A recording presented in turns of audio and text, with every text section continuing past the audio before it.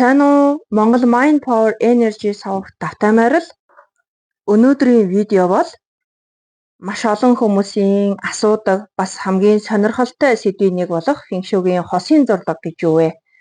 Энэ талаар ярилцах болно. Хайр дурлал, гэр бүл, хосын харилцаа яагаад заримдаа сэтгэл доглом, романтик заримдаа яагаад зовлон гашуудлаар дүүрэн болдог вэ?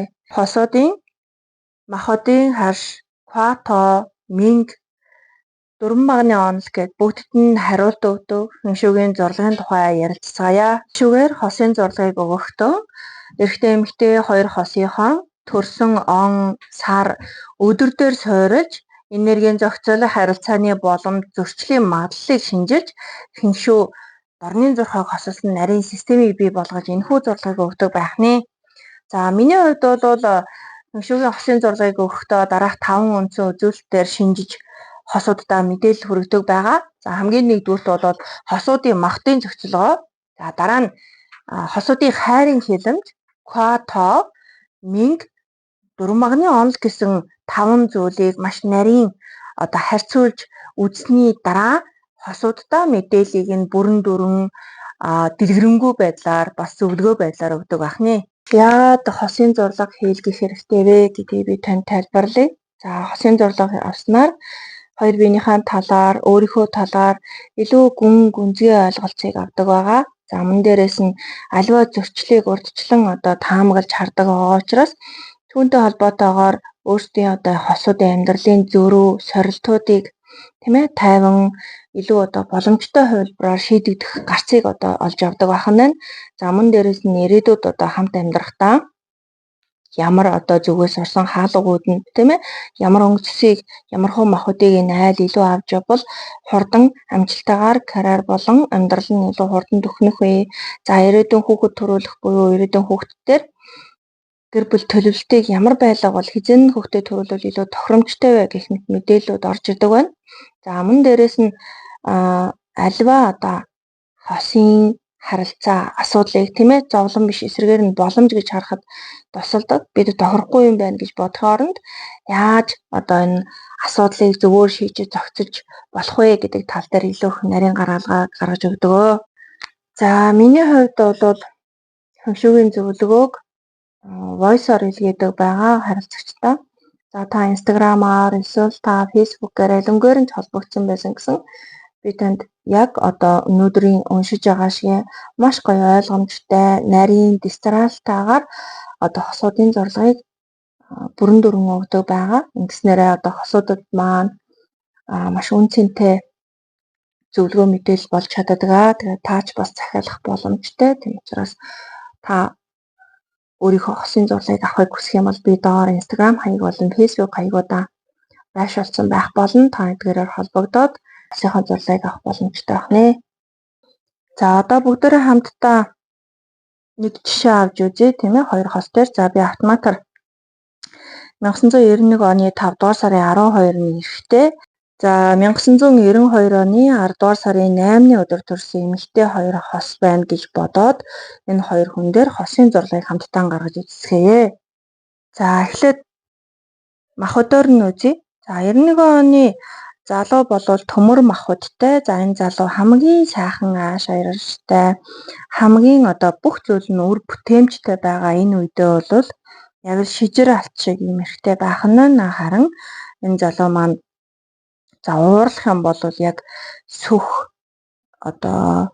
хөрөө жад сэлэм гэдэг шиг юм хурц эртээ хүчтэй зэвсэг болж хувирдаг байх нь харин энэ залуу гониглох юм болвол яг л зэвтэй төмөр шиг хинт ч хэрэггүй ямар ч үн цэнэгүй болж хувирдаг гэсэн.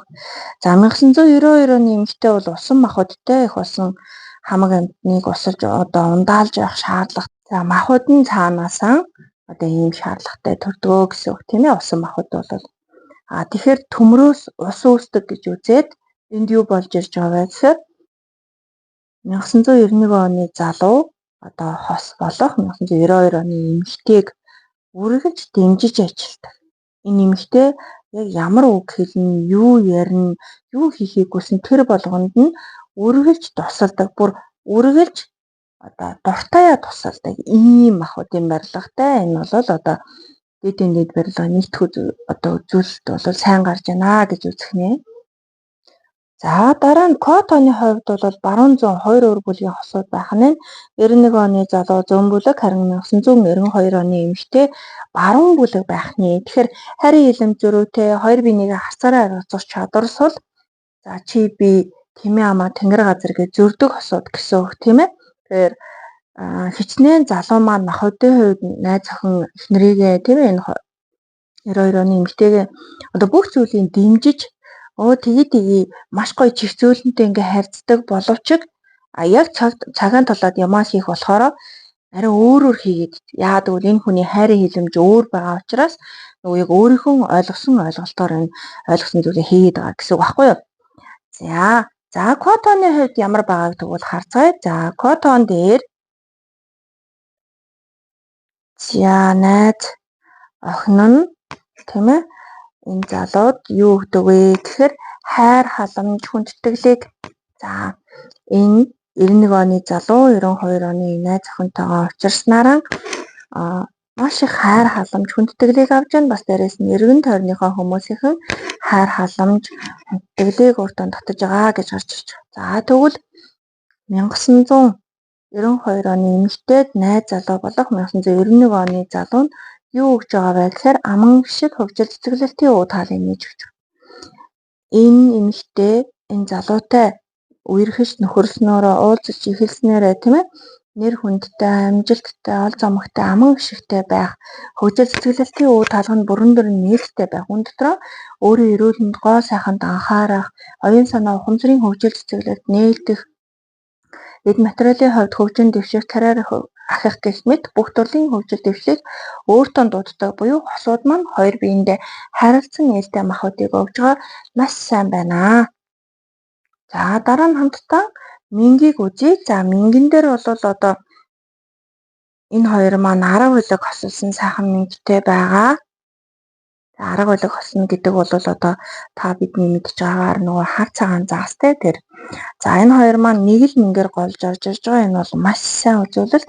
Ямар минг байгаа вэ гэхээр за найз залуугийнх нь химэр минг, найз охиных нь амин мингтэй голж орж ирж байгаа. Энэ юу гэсэн үг вэ гэвэл найз залуу маань химэр сүлдэн өөдөө дэшээ дэврэн ажил үйлсэнд бүтэмжтэй онгж авхаалаг сайхан байхын үндэс нь энэ эмэгтэйгийн амнаас энэ эмэгтэйн сэтгэл зүйн доктортой байдлаас тийм ээ аман дээрээс нь энэ эмэгтэй найз охиных нь одоо бие махбод эрүүл мэнд эрүүл сарвал байгаа байдлаас ихээхэн шалтгаалдаг. Тэгэхээр бүсгүй өөрөө сэтгэл санаа нь амгалан үргэлж болж гэн бүтэж гэн гэж гоё сайхан зүйл ярьдаг тийм ээ.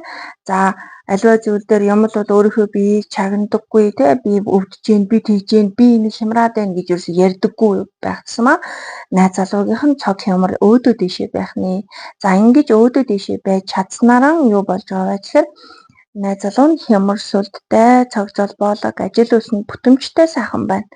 За тэгэхээр хэрвээ эсэргээрээ те энэ найз охин биеийн чагнаад болохгүй байна, бүтэхгүй байна гэж үргэлж яншаад, үргэлж стресстэй, хямралтай, те заман дээрээс нь үргэлж ингээд үгүй муухагаар хэлж одоо өөрийнхөө байгаа амьдралыг огт одоо хүлээн зөвшөөрөхгүй те гой сайхан байгаа талыг олж харж чадахгүй үргэлж яншдаг юм байх юм бол энэ 91 оны залуугийн химэр сүд гэдэг зүйл дороотож ажил үйлсэнд бүтлгүүдэх болно.